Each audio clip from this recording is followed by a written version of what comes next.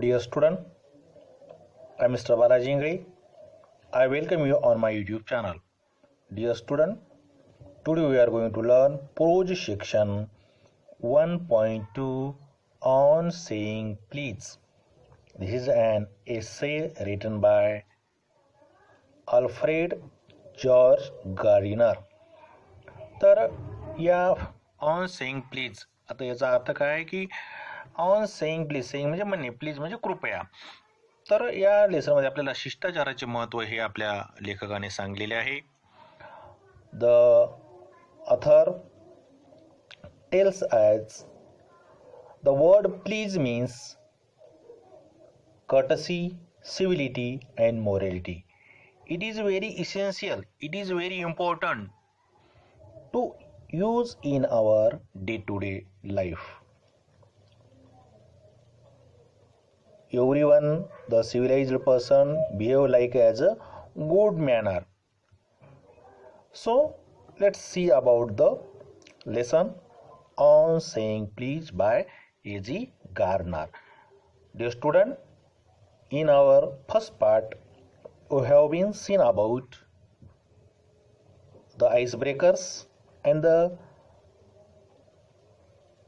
some important information about the writer. So today we are going to learn about the lesson. So let's go to the text. On saying please. The young liftman in a city office who threw a passenger out of his lift the other morning and was fined for the offense was undoubtedly in the wrong. आता पहा, तर young लिफ्टमॅनने काय केले, त्याच्या city ऑफिसमध्ये through a passenger out of his lift. एका young लिफ्टमॅननं city ऑफिसजवळ त्याच्या लिफ्टमधून एका पॅसेंजरला काय केलं, बाहेर फेकून दिलं. And was fined for the offence was undoubtedly in the wrong. आणि पहा, तर त्या गुन्ह्यासाठी त्या लिफ्टमॅनचं अनडाऊटली रॉंग जे कृत्य होतं ते कसं होतं, निसंशयपणे चुकीचं होतं. It was a question of please. आणि का त्याला पाठवलं, का त्यानं फेकून दिलं, कारण की तो फक्त एक प्रश्न कशाचा होता, प्लीज म्हणण्याचा किंवा कृपया म्हणण्याचा. The complainant entering the lift sed top. आता पहा, जो तक्रारदार आहे त्यानं काय म्हटलं होतं, लिफ्टमध्ये प्रवेश करून सेड टॉप, फक्त तो टॉप म्हणाला. टॉप म्हणजे वर जायचं असंच म्हणाला. The liftman demanded top please. पहा, लिफ्टमॅनचं म्हणणं काय होतं, नुसतं टॉप न म्हणता टॉप प्लीज असं म्हणावं अशी त्याची अपेक्षा होती. And this concession being refused he not only decline to comply with the instruction. पहा, मग त्यानं टॉप प्लीज न म्हणल्यामुळं त्या लिफ्टमॅननं काय केलं होतं, त्याची आज्ञा पाळली नाही, त्याची इन्स्ट्रक्शन त्यानं पाळली नाही, त्याला नकार दिला. But hurled the passenger out of the lift. एवढंच नाही, त्यानं त्याचे आज्ञेचं पालन केलं नाही, म्हणजे लिफ्ट वर सुरू केली नाही. लिफ्ट सुरू न करता त्यानं काय केलं, त्या पॅसेंजरला हर्ड म्हणजे भिरकावून देणे, फेकून देणे. कशातून फेकून देणं, त्या पॅसेंजरला त्यानं लिफ्टमधून खाली फेकून दिलं. This of course was carrying a comment on manner too far. आता पहा, आता हे त्यानं बाहेर काढलं, हे एक शिष्टाचाराचं आणि जी सभ्य वागणूक आहे की नाही, मॅनरिझमची, ही त्याची अपेक्षा होती. परंतु ही अपेक्षा कशी होती, अवास्तव अपेक्षा होती. Discourtesy is not a legal offense and it does not excuse assault and battery. आता पहा, डिस्कर्टसी म्हणजे असभ्यपणा. असभ्यपणा हे काय, लिगल ऑफेन्स म्हणजे गुन्हा, हा काय लिगल ऑफेन्स नाही आणि त्याच्यासाठी it does not excuse assault and battery. आता असल्ट अँड बॅटरी या शब्दाचा अर्थ आहे की हिंसाचार आणि हल्ला करणे. म्हणजे त्याच्यासाठी अशा या गुन्ह्यासाठी हे कायदेशीर असं वर्तन नसल्यामुळं अशा गुन्ह्यासाठी प्राणघातक हल्ला किंवा एक प्रकारचा शारीरिक हल्ला करणं ही काही योग्य नाही. इफ अ बर्गलर म्हणजे चोर, दरोडेखोर, breaks into my house and I knock him down, the law will acquit me. आता पहा, बर्गलर म्हणजे दरोडेखोर जर माझ्या घरामध्ये घुसला आणि मी त्याला नॉक केलं म्हणजे त्याला खाली पाडलं तर लॉ काय करेल, मला ॲक्विट मी. म्हणजे लॉ काय करेल, मला निर्दोष सोडेल. ॲक्विट मी म्हणजे दोषमुक्त किंवा निर्दोष करेल. And if I am physically assaulted it will permit me to retaliate with reasonable violence. आता पहा, रिटॅलिएट म्हणजे या शब्दाचा अर्थ आहे बदला घेणे, सूड घेणे. जर असल्ट म्हणजे हल्ला करणे, तर पहा, जर दरोडेखोरावर मी जर शारीरिक जर हल्ला चढवला तरी का होईल, मला काय केलं जाईल, रिटॅलिएट, त्याच्यासाठी काय केलं जाईल, मला त्या बदल्यासाठी मला मुक्त केलं जाईल. कारण की मी जरी व्हायलन्स केला असला तरी, कारण की तो काय सेल्फ प्रोटेक्टसाठी केलेला असतो. It does this because the burglar and my assailant have broken quite definite commands of the law. आता काय, तर बर्गलर आणि माय assailant. आता माय assailant या शब्दाचा अर्थ आहे की मी जे केलेला हल्ला आहे हे दोन्ही जे आमच्या बर्गलरचा गुन्हा आणि माझा गुन्हा का होईल, quite definite commands of the law.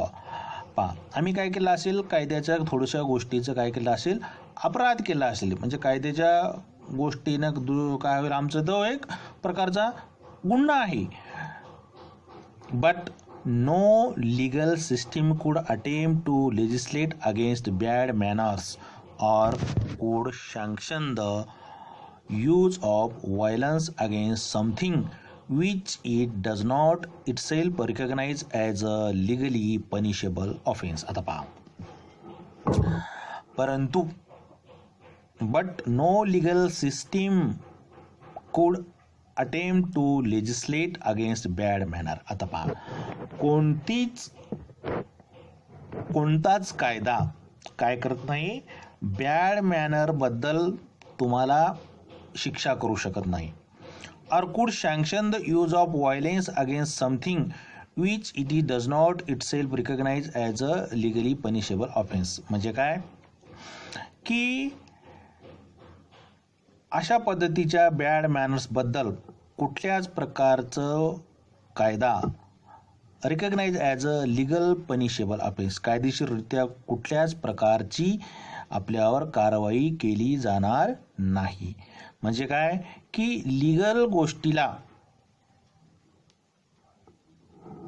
Bad मॅनरला, असभ्यपणाला कुठल्याच प्रकारे कायदेशीर कारवाई केल्या जाऊ शकत नाही किंवा कोणाला पनिश केलं जाऊ शकत नाही. And our sympathy will lift man, जरी आपली लिफ्टमॅन बद्दल आपली सहानुभूती असली तरीही we must admit that the law is reasonable. आपण एक मान्य केलं पाहिजे की कायदा हे योग्य असतो. आपण जरी त्या लिफ्टमॅनचं म्हणणं जरी योग्य असेल, आपल्याला त्याचं म्हणणं पटत जरी असेल, परंतु कायद्यामध्ये ते मोडत नाही. म्हणजे कायदा त्या ठिकाणी काय असतो, योग्य असतो. It would never do if we were a liberty to box people's ear. पहा, it would never do if we were at liberty to box people's ear. पहा, आपल्याला एक प्रकारची लिबर्टी दिल्या जात नाही, आपल्याला स्वातंत्र्य दिलं जात नाही.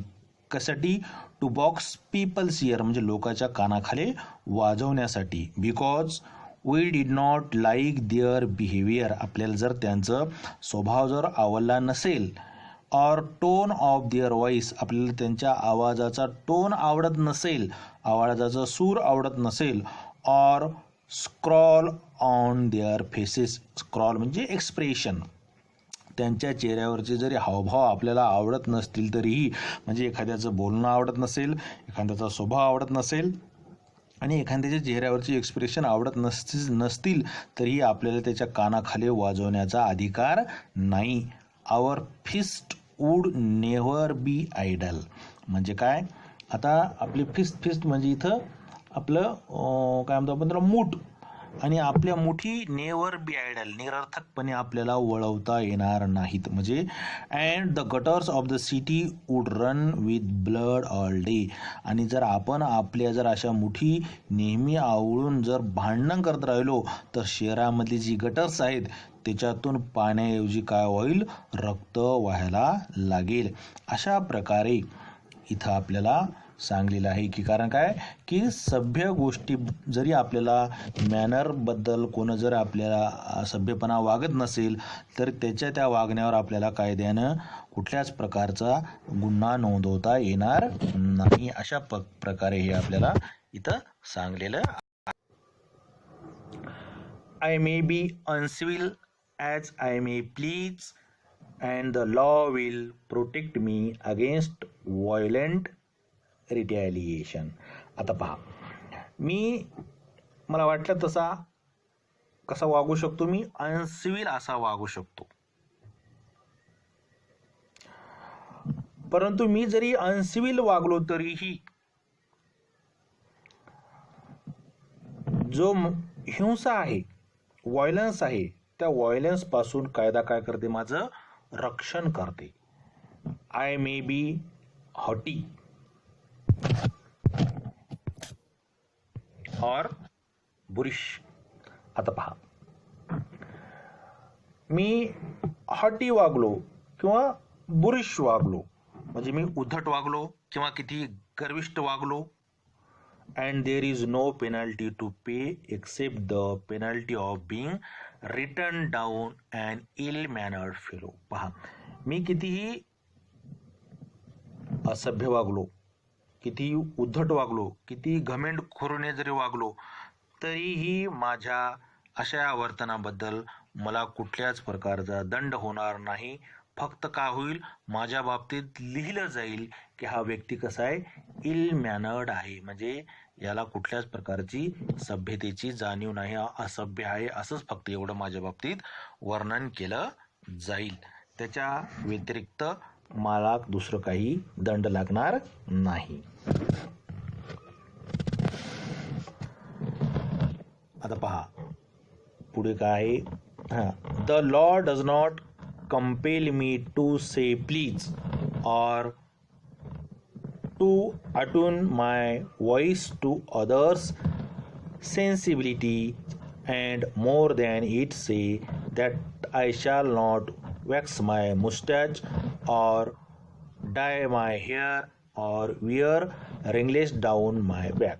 पहा, आता काय म्हणतो हा, तर तो लॉ आहे, तो कायदा काय सांगेल मला, does not compel to say sorry so please. म्हणजे लॉ मला काही सांगू शकणार नाही, कायद्यानं मला कोणाला प्लीज म्हणा असं मला सांगणार नाही.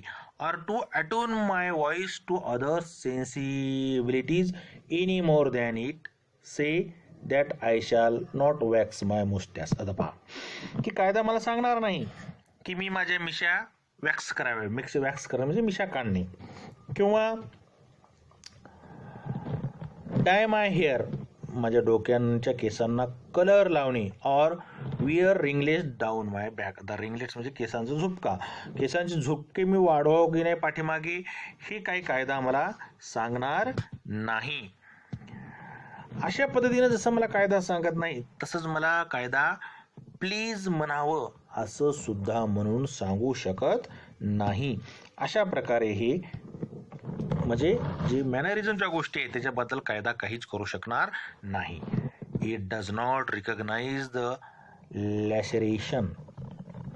लॅशरेशन म्हणजे काय, कट करणे, टिअर करणे, फाडणे, of our feelings as a case for compensation. Compensation म्हणजे एखाद्या गोष्टीची नुकसान भरपाई. तर कायद्याच्या दृष्टीने जरी मी काय केल्या, कोणाच्या भावना दुखावल्या,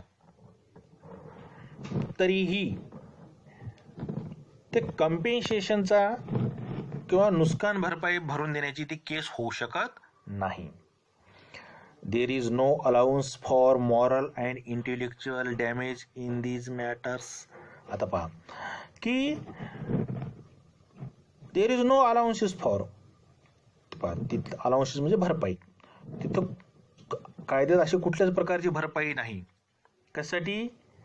मॉरल आणि इंटेलेक्च्युअल जर डॅमेज झालं म्हणजे त्यांची हानी झाली, तर त्या हानीची कायद्यात कुठल्याच प्रकारे नुकसान भरपाई करून देता येत नाही.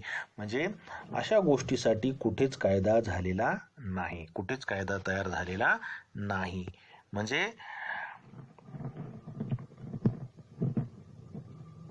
नैतिक आणि बौद्धिक जरी हानी झाली तर त्याची नुकसान भरपाई भरून देता येणार नाही. This does not mean that the damage are negligible. परंतु आपल्याला असे म्हणता येणार नाही की नुकसान कसं आहे, किरकोळ आहे, किंवा हे नुकसान कसं आहे, दुर्लक्षित करण्यासारखं नुकसान आहे, असंही आपण म्हणू शकत नाही. अशा प्रकारे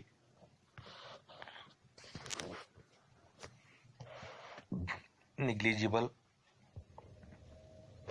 It is probable that the lift man was much more acutely hurt by what he regarded as a slur upon his social standing than he would have been if he had kicked on the sins for which he could have got a legal redress. आता redress म्हणजे निवारण. आता पहा इथं काय सांगलं, आपला जो लिफ्टमॅन आहे तो लिफ्टमॅन काय आहे, फार मोठ्या प्रमाणात दुखावला गेला आहे की नाही, खूप हार्ड झाला आहे. खूप हार्ड जरी झाला गेला असला तरीही जे अशिस्त वर्तन आहे त्या वर्तनाबद्दल तो दुखावला गेला आहे. कारण की त्याचा जो रिगार्डेड ॲज अ स्लर अपॉन हिज सोशल स्टँडिंग, जो त्या सामाजिक स्तरातून तो वाढला आहे, त्या स्तरातून त्याचं काय झालं आहे, कुचंबना झाली आहे आणि त्याच्यामुळे तो फार मोठ्या प्रमाणात दुखावला गेला आहे, त्याची अवहेलना झाली आहे. त्याला एका गोष्टीचं दुःख झालं कारण की तो भावनिकरित्या दुखावला गेला आहे, त्याच्या भावनेला ठेच पोहोचली आहे, त्याच्या सामाजिक स्तरा म्हणून त्या माणसाने त्याला प्लीज म्हणलं नाही असं त्याला वाटलेलं आहे. त्याला तेवढं दुःख झालं नसतं, किंवा त्याला जर एखाद्या त्याच्या पायाच्या पेंढरीवर जर कोणी किक मारली असती तर तेवढं दुःख त्याला झालेलं नसतं, जेवढं दुःख त्या लिफ्टमॅनला त्या कंप्लेंट करणाऱ्या व्यक्तीनं, त्या एंटर करणाऱ्या व्यक्तीनं टॉप प्लीज म्हटलं नाही, त्याच्यामुळे त्याला फार मोठ्या प्रमाणात काय झालं, दुःख झालं. The pain of kick on the shine soon passes away, but the pain of a wound to our self-respect or our vanity may poison a whole day. आता पहा, व्हॅनिटी म्हणजे आपला गर्व, अभिमान. लेखक काय म्हणतो, त्या व्यक्तीनं त्याला शारीरिक इजा केली असती, त्याला लाथ मारली असती, त्याची त्याला तेवढी मोठ्या प्रमाणात दुःख झालं नसतं, जेवढं दुःख त्याच्या स्वाभिमानाचा काय झाला होता, त्या स्वाभिमानाला ठेच लागली होती, त्याचा जो प्राईड आहे, तो अभिमान आहे, तो दुखावला गेला आणि त्याच्यामुळे त्याला सगळं दिवसभर त्याचा वाया गेला. पॉइझन अ होल डे, या गोष्टीमुळे त्याचा सगळा दिवस काय झाला, वाया गेला. कोणतं चलगडे आपलं,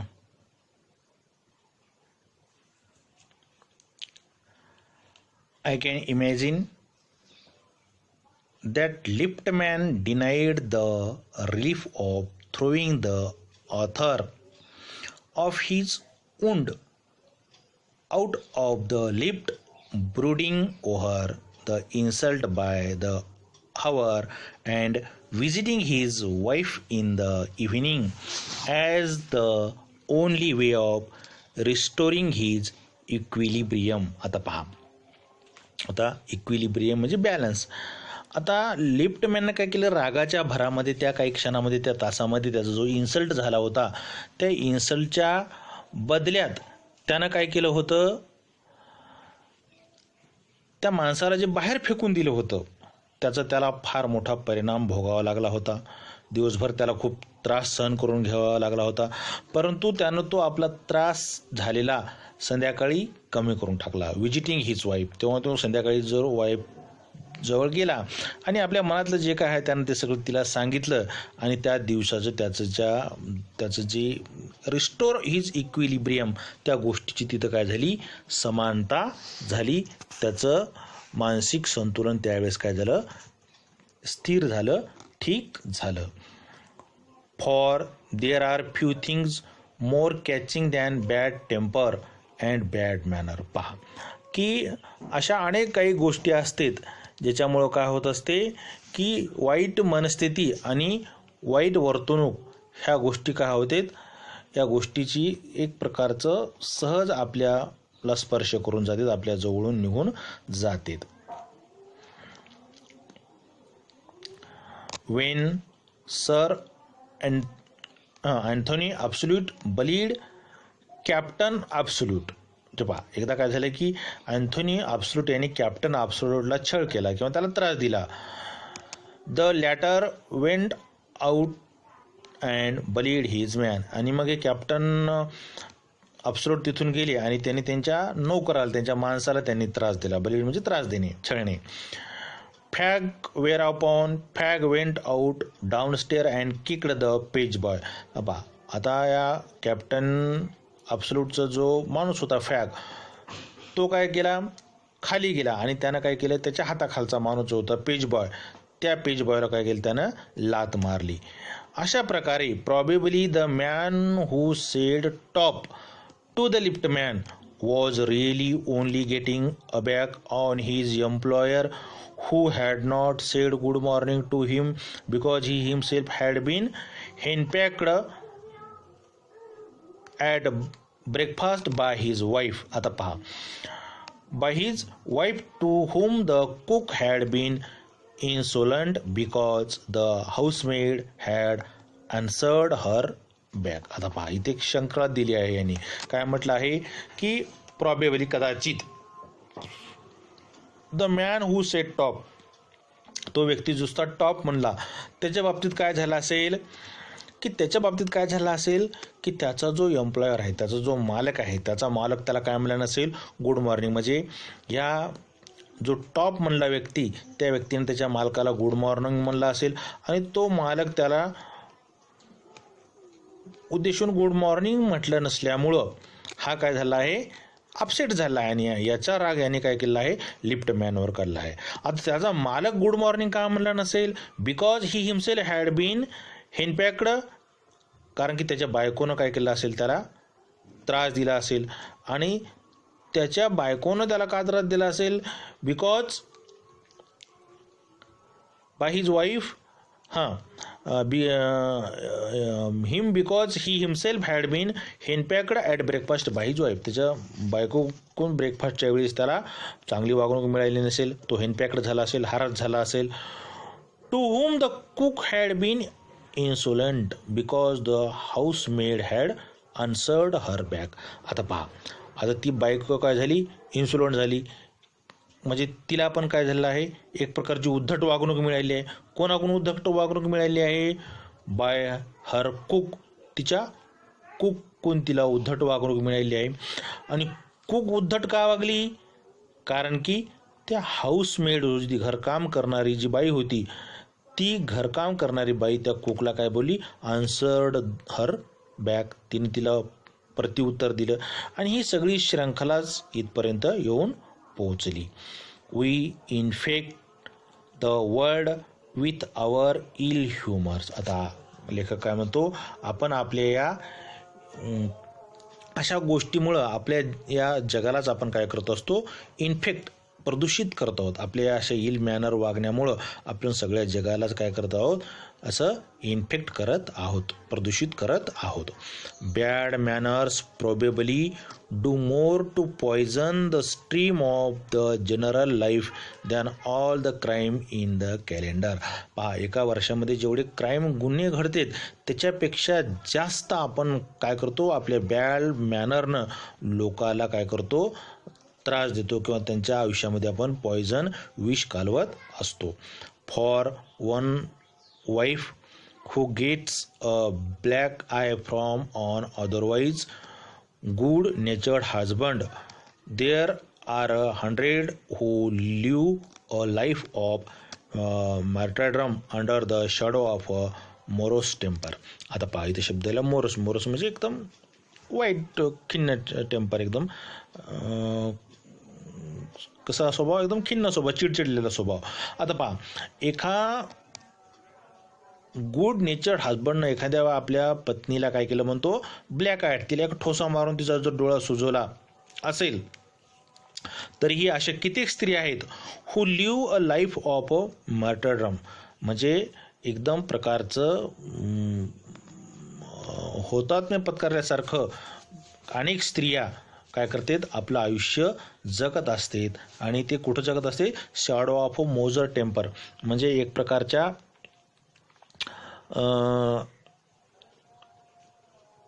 असभ्य प्रकारच्या वागणुकीखाली ते त्यांचं जीवन जगत असतात.